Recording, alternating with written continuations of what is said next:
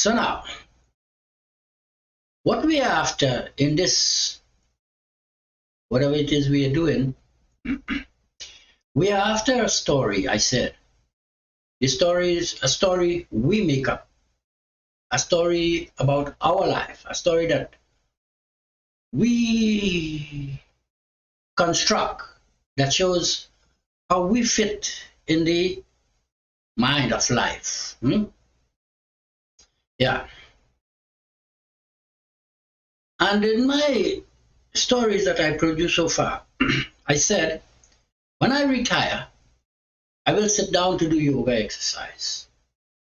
But before I come to that, I have to write a story which will demonstrate a certain understanding of mind development. And I will have to come to a point where, well, I can sit down to do this yoga exercise. This story I started since about November 2016. I produced that story somewhere. And I'm always saying, every time I write a story, I said, this is it. Got it. But it never ends. It always seems like there is something else I have to know. Something I am still working out. So in these stories that I presented so far, we see there is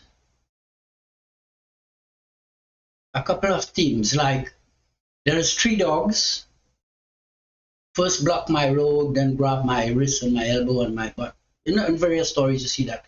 And there is 2 dogs I wanted to kill a couple of times. And there is 1 dog I'm trying to get away from. But somehow it is, oh yeah, that's the last time that dog was scratching behind my left leg. Yeah, that's where that story ended. And there is a story of a young woman who I never identify, but she's often there in my dreams I'm talking about. Yeah. So today is Monday, 19th of, I think, September. Yeah.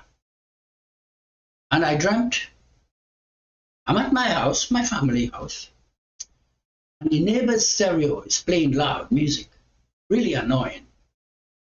I thought I'd go out and see at whose house this music is coming from.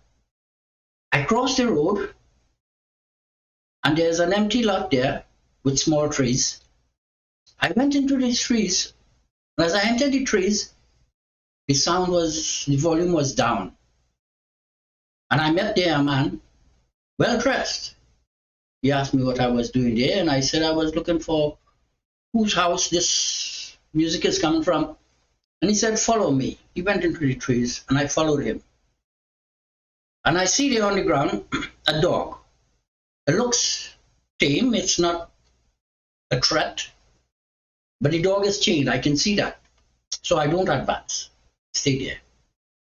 A second dog came, rushed towards me and just grabbed my left wrist, and I pat him on the head and rub his head, and he went away like he's tame dog. He's no threat.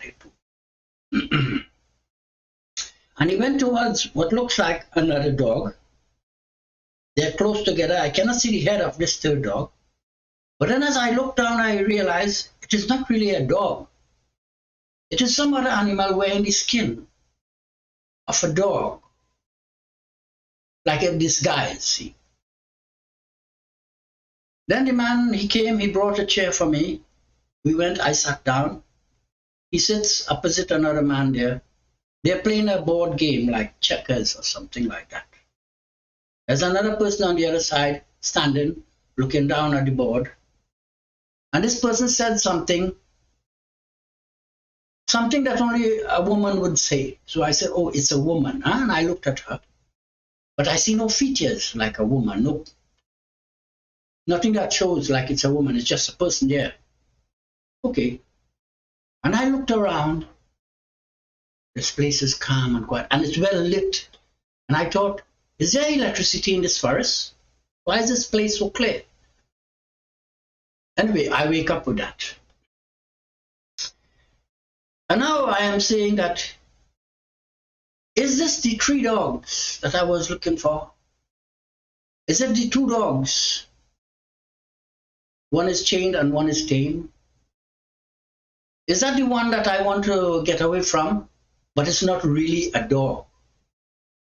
And this young woman, is that the young woman I cannot identify because she has no obvious features or qualities or anything that displays it's a woman, see? Now I'm thinking, is this where my story ends?